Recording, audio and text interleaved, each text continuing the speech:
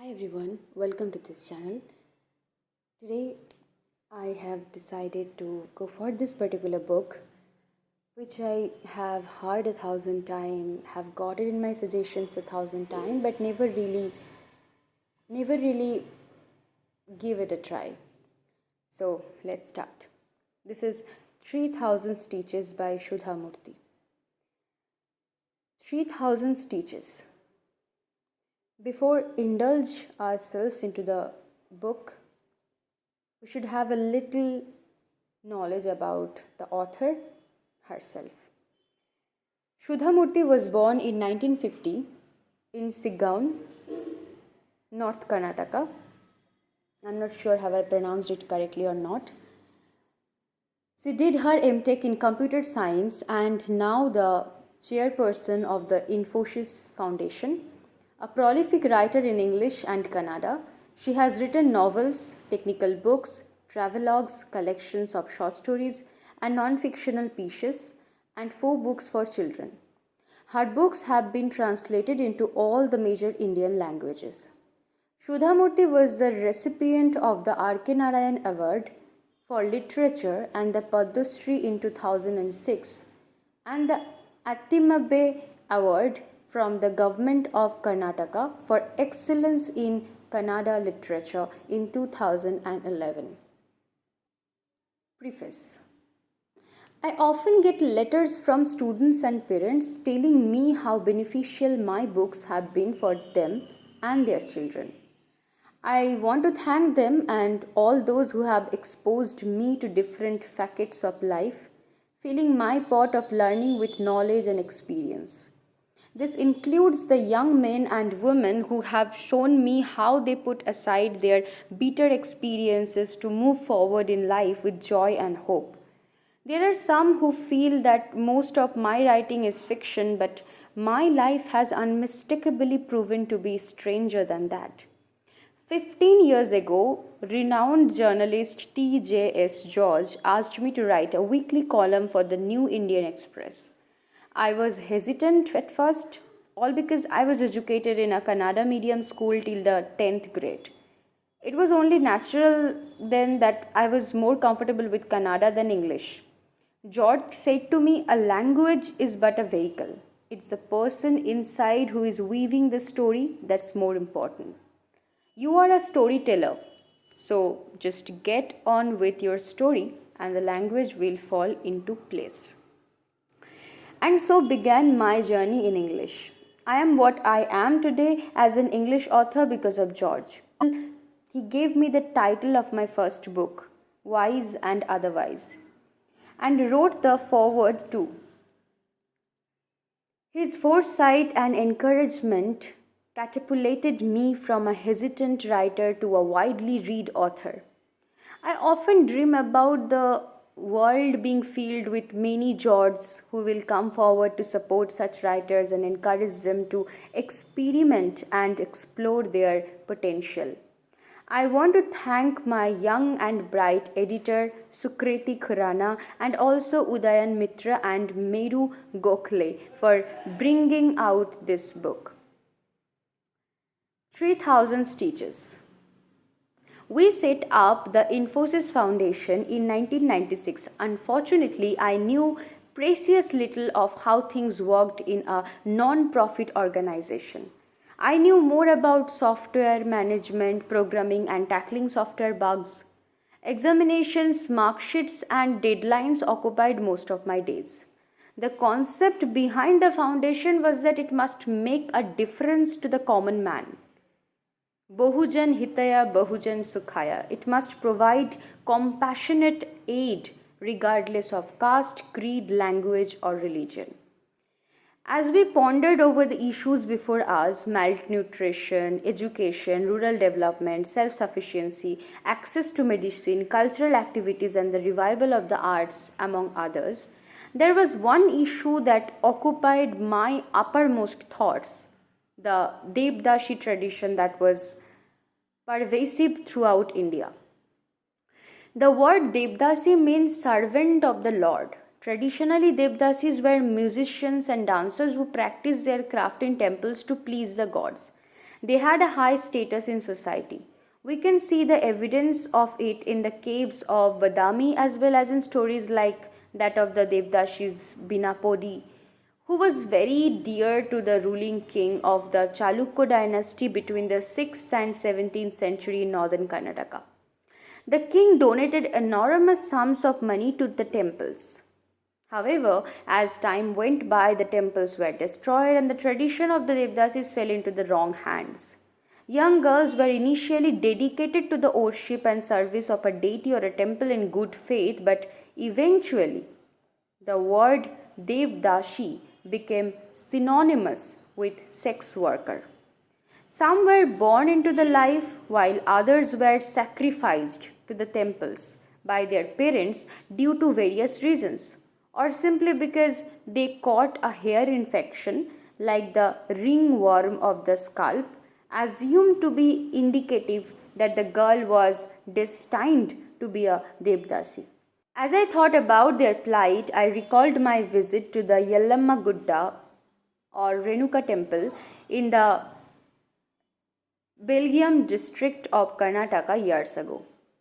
I remembered their green saris and bangles, the smears of yellow, like vandara, a core turmeric powder, and their thick long hair as they entered the temple with goddess masks, coconuts, neem leaves, and a kalash, a metal pot.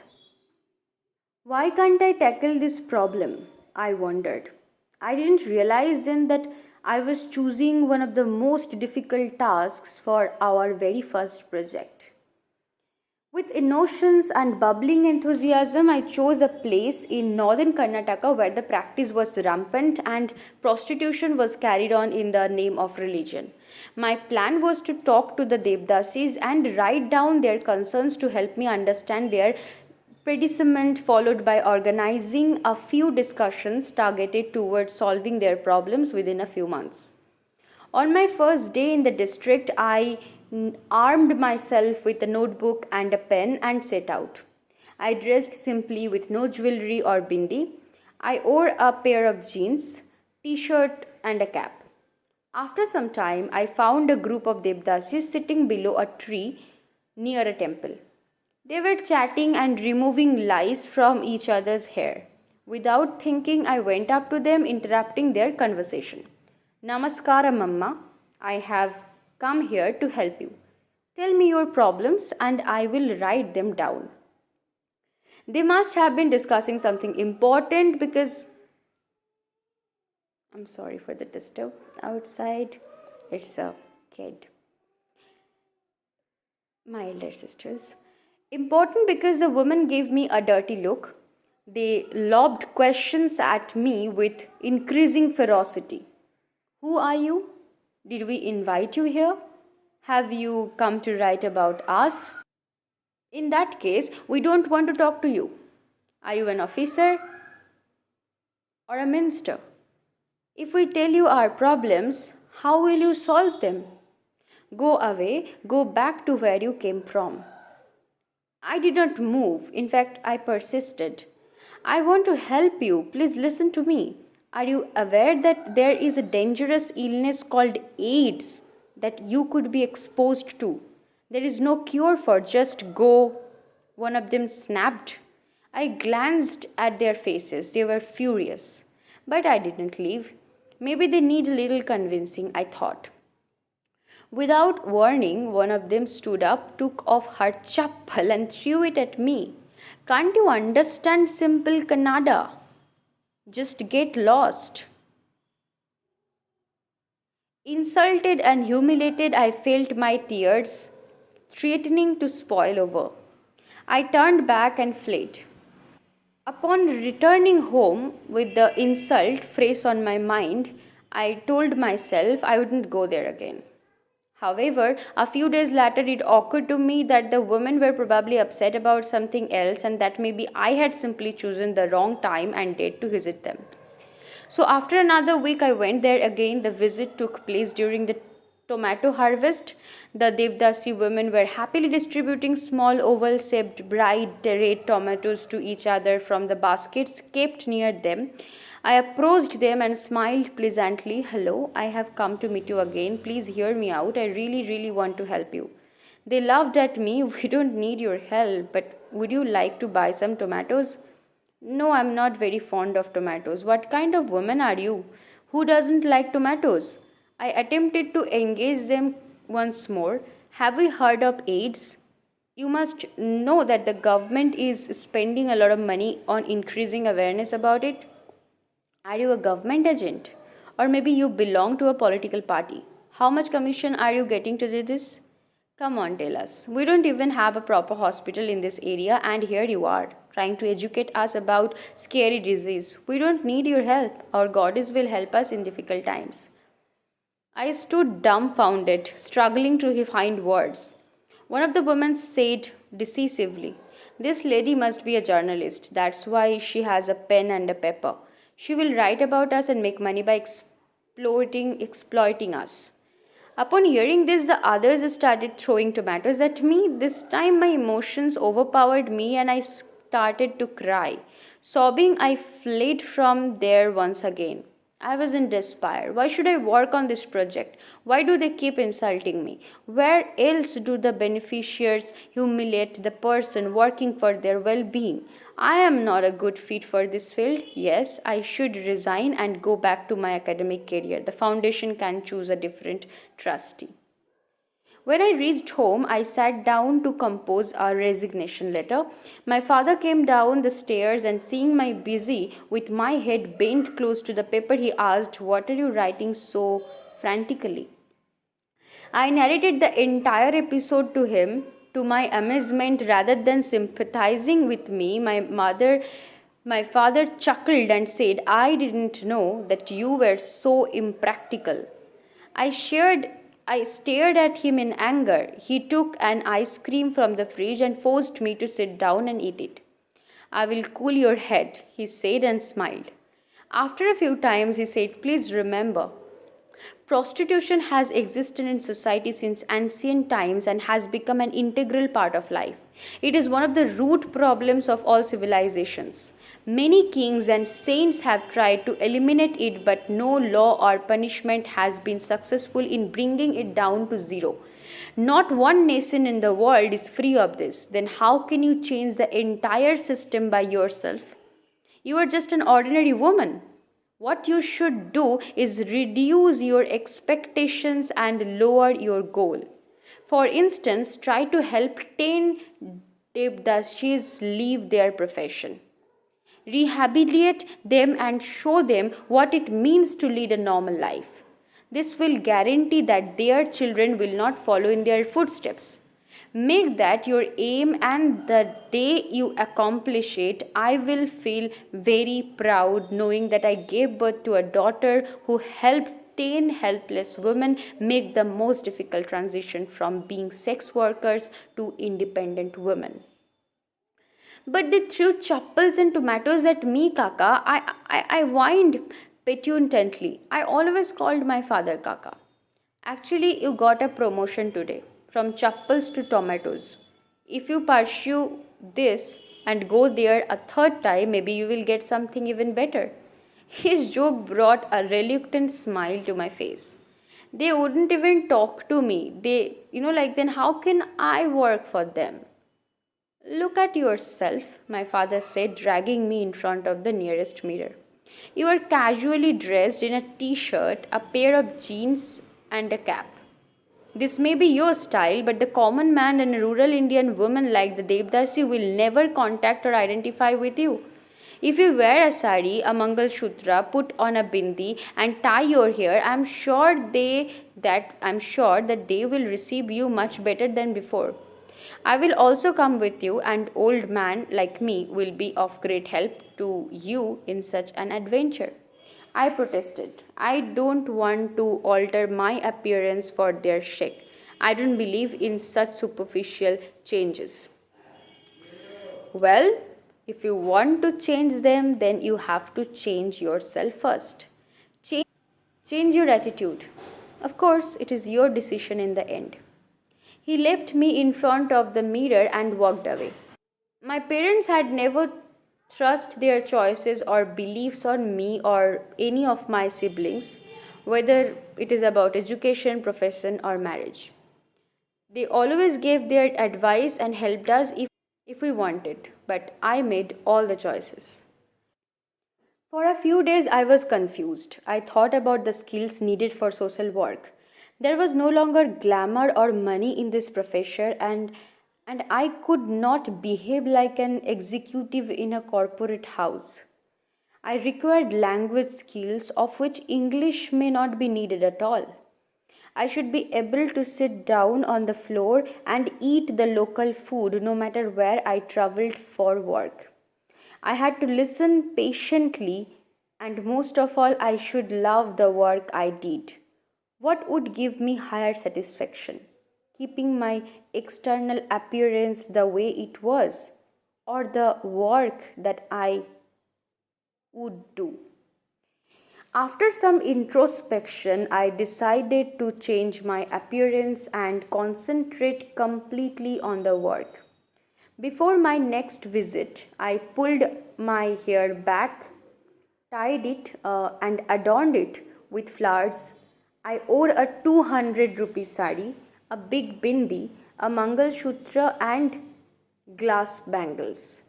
I transformed myself into the Bharatiya Nari, the stereotypical traditional Indian woman, and took my father along with me to meet the Devdasis. This time, when we went there, upon seeing my aged father, they said Namaste. My father introduced me. This is my daughter, and she is a teacher. She has come here on a holiday. I told her how difficult your lives are. Your children are the reason for your existence, and you want to educate them in, irrespective of what happens to your health. Am I right? They replied in unison, yes, sir. Since my daughter is a teacher, she can guide you with your children's education and help them find better jobs. She will give you information about some scholarships which you may not be aware of and help your kids with it so that your financial burden may be reduced. Is that okay with you? If not, it is all right. She will go to some other village and try to help other people there. Please don't feel pressured. Think about it and get back to us. We will be back in 10 minutes. Grasping my hand tightly, he pulled me a short distance away. Why did you say all that? You should have first told them about things like the dangers of AIDS. Don't be foolish. We will tell them about it some other time. If you start with something negative, then nobody will like it. The first introduction should always be positive and bring real hope to the beneficiary. And just like I have promised them, you must help their children get scholarship first. Work on AIDS later. And why did you tell them I am a teacher, Kaka? I demanded. You could have said I was a social worker. My father offered a calm rebuttal. They consider teaching to be one of the most respectable jobs, and you are a professor, aren't you? I nodded reluctantly, still unsure of his strategy. When we went back, the women were ready to listen. They called me Akka, or elder sister, in Kannada. So I started working with them to help their children secure the promised scholarships. Some of the children even started going to college within a year. Only after this happened did I bring up the subject of AIDS, and this time they heard me out. Months went by. It took me almost 3 years to establish a relationship with them. I was their darling Akka, and eventually they trusted me enough to share their heart touching stories and the trails they had endured. Innocent girls had been sold into the trade by their husbands, brothers, fathers, boyfriends, uncles, or other relatives. Some entered the sex trade on their own, hoping to earn some money for their families and help future generations escape poverty. Still others were lured into it with the promise of a real job, only to find themselves tricked to work as sex workers. Hearing their stories, there were moments when I couldn't hide my tears, yet they were the ones who held my hand and consoled me. Each story was different, but the end was the same. They all suffered all the hands of a society that exploited them and filled them with guilt and shame as a final insult. I realized that simply donating money would not, bolster their confidence or build their self esteem. The best solution I could think of was to unite them towards a common goal by helping them build their own organization. The state government of Karnataka had many good policies and encouraged housing, marriage schemes, and scholarship. But if but if we started an association or a union exclusively for the Devdasis, they could address each other's problems. In time, they would become bold and independent, learning to organize themselves in the process. Thus, an organization for the Devdasis was formed. I believe that God cannot be present everywhere at once, and in return, He sends people to do this work. Abhay Kumar, a kind hearted and idealistic young man from Delhi, joined us unexpectedly. He wanted to work with me, and so I decided to give him to give him the toughest job in order to test his passion for social work. I told Avai, if you work with me or if we work with the Devdasis for 8 months and survive, I will think about absorbing you into the project full time. As promised, he did not show up for 8 months, and then one day he confidently strolled into my office and little thinner but grinning from ear to ear. I said, Avay, now you know how hard social work is. It takes extreme commitment and persistence to keep going. You can go back to Delhi with the satisfaction of having made a difference to so many lives. You are a good human being, and I'm sure that this little experience will stay with you and help you later. He smiled and replied in impeccable Kannada. Who said that I wanted to go back to Delhi? I have decided to stay in Karnataka and complete this project. Avai, this is serious work. You are young, and that's a great disadvantage in this line of work. And my voice faded away. I didn't know what else to say. Don't worry about that, ma'am. You gave me the best job I could possibly have. I thought that you might give me a desk job. I never imagined that you would give me field work, that too. The privilege of working with the Devdasis. This past year has made me realize their agony and unbearable hardships. Knowing that, how can I ever work anywhere apart from here? I was astonished. I was astonished at such sincerity and compassion in one young, in one so young. I offered him a stipend to help with his expenses, but he stopped me with a show of his hand. I don't need that much. I already have a scooter and a few sets of clothes. I just need 2 meals a day, a roof over my head, and a little money for petrol. That's it. I gazed at him fondly and knew that I was seeing a man, who had found his purpose in life. He bid goodbye and left my office with determined strides. Obviously, Avay became the project lead, and I supported him wholeheartedly, taking care to converse with him regularly about the project's progress. One day, I met with the Devdashis and inquired about the welfare of their children. Our greatest difficulty is supporting our children's education, they said.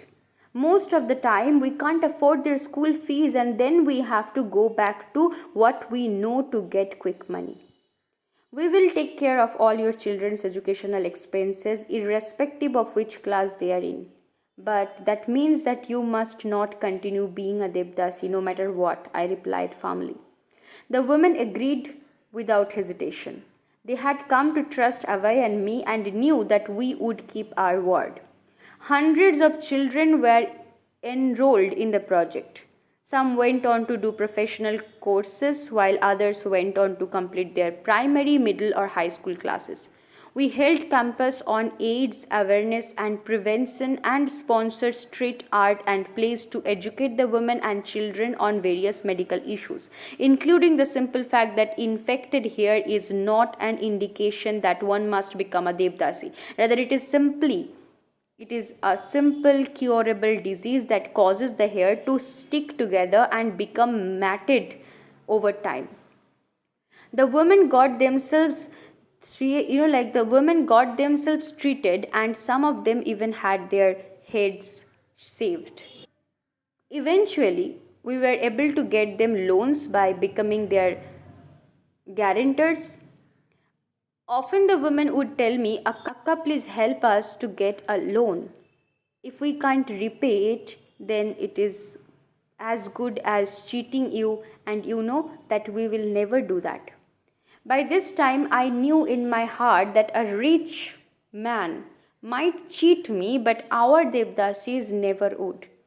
They had great faith in me and I in them. On the other hand, life became more dangerous for Abhay and me. We received death threats from pimps, local goons, and other through phone calls, letters, and messages. I was scared more for Abhay than myself. Though I asked for police protection, Abhay flatly refused and said, "Our Devdasis will protect me. Don't worry about me." A few weeks later, some pimps threw acid on three Devdasis who had left their profession for good, but we all still refused to give up. The plastic surgery the victims underwent helped to bring back their confidence. They would not be intimidated. Our strength came from the women who were collectively trying to leave this hated profession. Though the government supplemented their income, many also started rearing goats, cows, and buffaloes.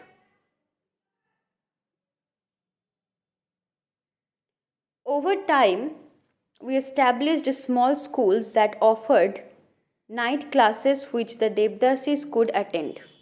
It was an uphill battle that took years of effort from everybody involved. After 12 years, some of the women met me to discuss a particular issue. Akka, we want to start a bank, but we are afraid to do it on our own. What do you think happens in a bank? I asked. Well, you need a lot of money to start a bank or even have an account. You must wear expensive clothes. We have seen that bankers usually wear suits and ties and sit in air-conditioned offices, but we don't have money for such things, Akka. Sorry for the interruptions again and again. After they brought this problem to our attention, Avai and I sat down with the women and explained the basic of banking to them. A few professionals were consulted, and under their guidance they started a bank of their own, with the expectation of a few legal and administrative services that we provided. However, we insisted that the bank employees and shareholders should be restricted only to the Devdasi community. So finally, the women were able to save money through fixed deposits and obtain low interest loans. All profits had to be shared with the bank members. Eventually, the bank grew and the women themselves became its directors and took over its running. Less than 3 years later, the bank had rupees 80 lakh in deposits and provided employment to former Devdasis. But its most important achievement was that almost 3,000 women were out of the Devdasi system. On their third anniversary, I received a letter from the bank. We are very happy to share that 3 years have passed since the bank was started. Now the bank is of sound financial health and none of us practice or make any money through the Devdasi tradition. We have each paid 100 rupees and have 3 lakhs saved for a big celebration. We have rented out a hall and arranged lunch for everyone. Please come and join us for our big day. Akka, you are very dear to us and we want you to be our chief guest for the occasion. You have travelled hundreds of times at your own cost and spent endless money for our sheikh. even though we are strangers. This time, we want to book a round trip air conditioned Volvo bus ticket, a good hotel, and an all expenses paid trip for you. Our money has been earned legally, ethically, and morally. We are sure that you would not refuse our humble and earnest requests. Tears welled up in my eyes. 17 years ago, chappals were my reward, but now they wanted to pay for my travel to the best, best of their ability. I knew how much the comfort of an air conditioned Volvo bus and a hotel mean to them. I decided to attend the function at my expense. On the day of the function, I found that there were no politicians or garlands or long speeches as was typical. It was a simple event. At first, some women sang a song of agony written by the Devdasis. Then another group came and described their experiences on their journey to independence. Their children, many of whom had become doctors, nurses, lawyers, clerks, government employees, teachers, railway employees, and bank officers came and thanked their mothers and the organization for supporting their education. And then it was my turn to speak. I stood there and my words suddenly failed me. My mind went back, and then distantly I remembered my father's words. I will feel very proud knowing that I gave birth to a daughter who helped 10 helpless women make the most difficult transition from their sex workers to independent women. I'm usually a spontaneous speaker, but on that day I was too choked with emotion. I didn't know where to begin. For the first time in my life, I felt that the day I meet God, I will be able to stand up straight and say confidently, "You have given me a lot in this lifetime, and I hope that I have returned at least something.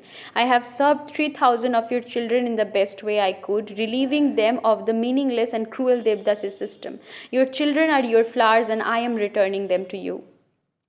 Then my eyes fell on the women. They were so eager to listen to me, they wanted to hear what I had to say. Abhay was there too, looking overwhelmed by everything they had done for us. I quoted a Sanskrit sloka my grandfather had taught me when I was 6 years old. "Oh God, I don't need a kingdom, nor do I desire to be an emperor. I don't want rebirth or the golden vessels or heaven. I don't need anything from you. Oh Lord, if you want to give me something, then give me a soft heart and hard hands so that I can wipe the tears of others." It's amazing. Silently, I came back to my chair. I didn't know what the woman must be thinking of feeling at the moment. And old Devdasi climbed up on the stage and stood there proudly. With a firm voice, he said, "We want to give our Akka a special gift. It is an embroidered bedspread, and each of us has stitched some portion of it. So there are 3,000 stitches. It may not look beautiful, but we all wanted to be present in this bedspread." Then she looked straight at me and continued, "This is from our hearts to yours. This will keep you cool in summer and warm in the winter, just like our affection towards you. You were by our side during our difficult times, and we want to be with you too.